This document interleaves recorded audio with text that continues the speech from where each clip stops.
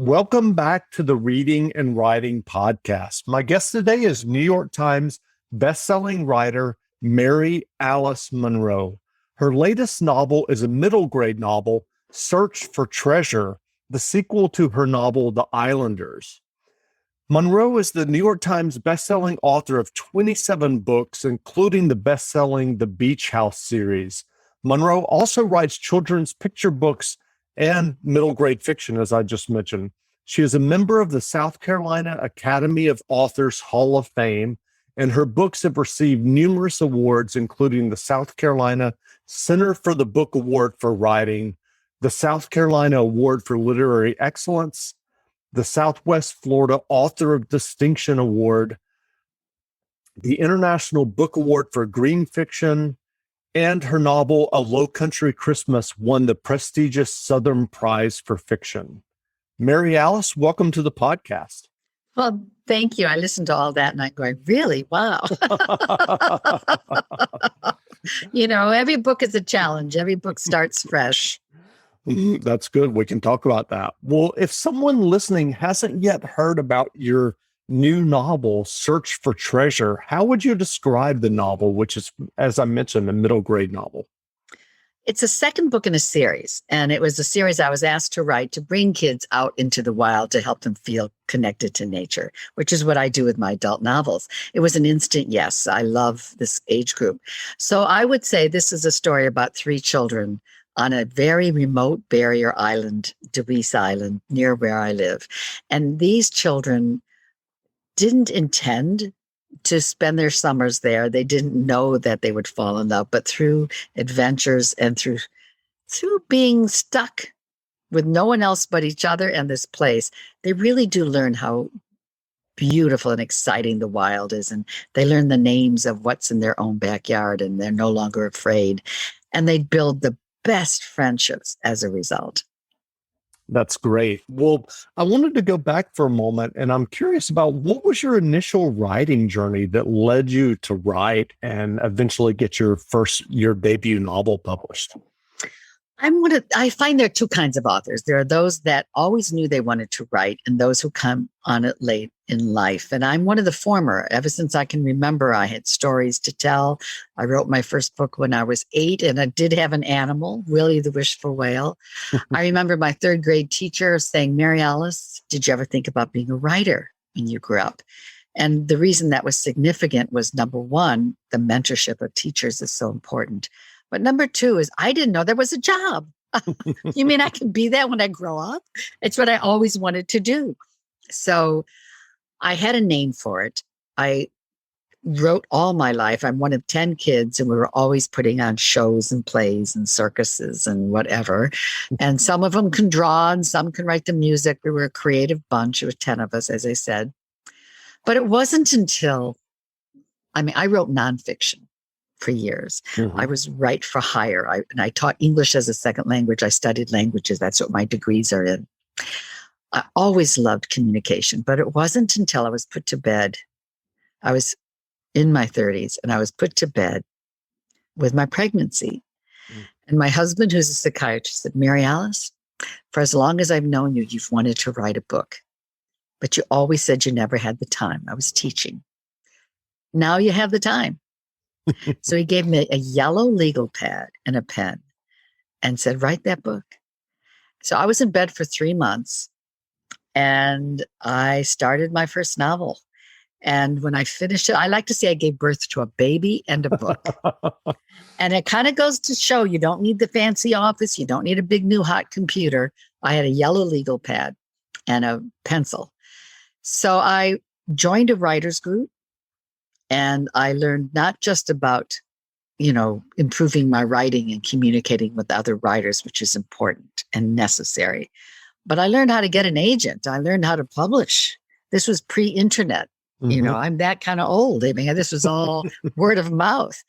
So I volunteered, and I tell everybody, if you're in a writer's conference or something, volunteer, because I volunteered to drive agents to and from the airport. Getting an agent to say yes, if you're a writer, is paramount. You don't get published without it. And I drove her, and she was a captive audience for a good 25, 40 minutes. And she asked me, what do you want to tell me about your book? She was being polite, and I told her. And she said, the one thing you want an agent to say, send it.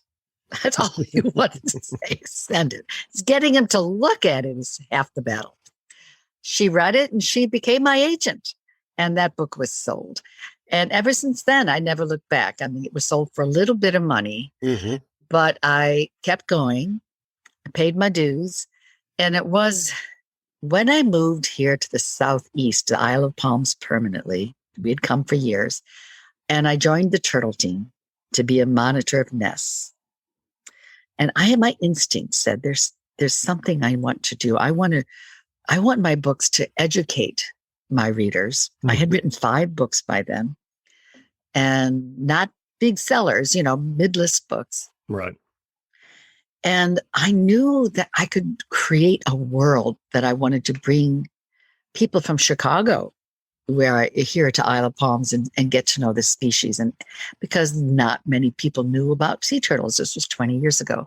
So I wrote a book called The Beach House. And I knew it was different than anything I'd written before. I used the backdrop of sea turtles to create my story world. And my passion for the animals came through the characters. And it was my first New York Times hit. And when that happened, not only is it very cool for your career, but it was more importantly, greenlit my ability to continue in this genre that I sort of created for myself. And I've written that whole series. The Beach House series continues over 20 years, and lots of standalone novels.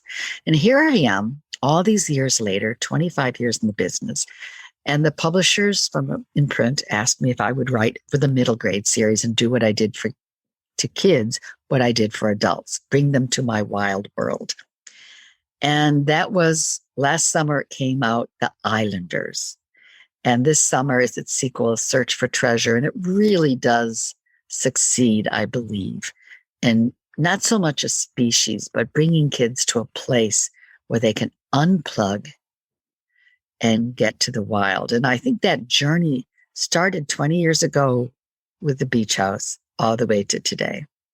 That's great. Well, given your success, and as you explained how you started it in incorporating information about the natural world and really teaching people in addition to writing a good story, I'm curious, what was the transition like for you to write for younger readers as well? It's a big transition. I always tell people who think I'm going to write for kids because it's easier, that they don't know what they're talking about. Because I have written picture books. And that, I think, is the hardest of all, because you have to use language like a poet to write for those picture books for very young. I love structured novels. I'm not, there's a plotter or a pantser. I'm a plotter from way back. The W diagram, all that's all about me.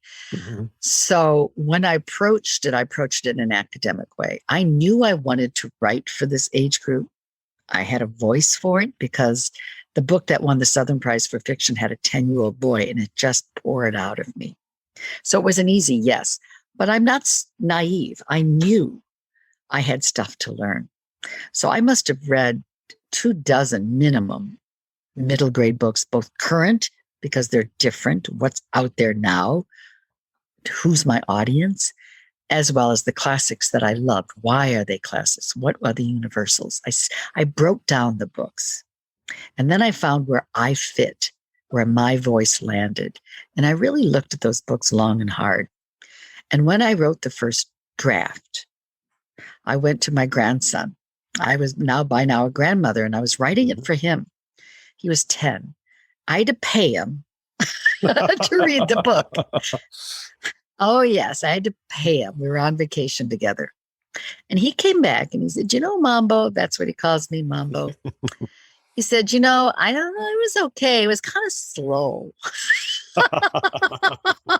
Ouch, burn. My first editor said no. So I took it back. I listened. And a good writer is a good listener. You listen to your editor. And I went back and I ripped it apart. And he was absolutely right. It was a slow entry. These kids, that pacing of kids' books is different. Right. You have to know it. And so I sped it up. I made it sharper, and he gave it 2 thumbs up now, and it became a bestseller. So I must have listened, and my editor, of course, he always listened to the official editor. And I feel very comfortable in the genre. I really do. I don't talk down to the kids. That's the other thing you never do with children's literature. You recognize that the issues that they face are very adult issues: shame, depression, relationships with your grandparents, your father, each other. But you deal with it with a kind of innocence Hmm. appropriate for the age and a sensitivity to the language.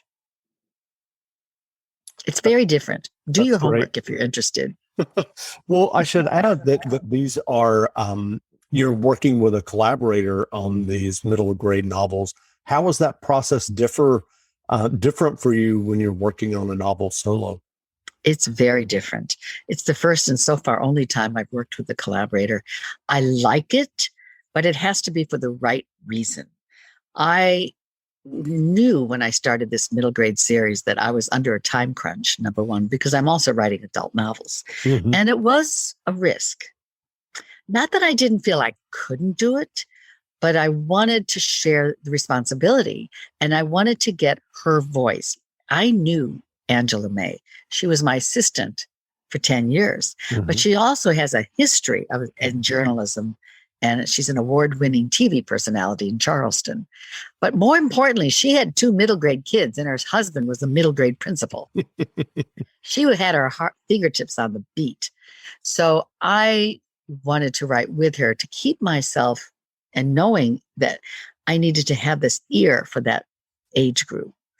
And I do believe the book is better for having both of us worked on it together. That's great. So, are you working on another novel for adults now?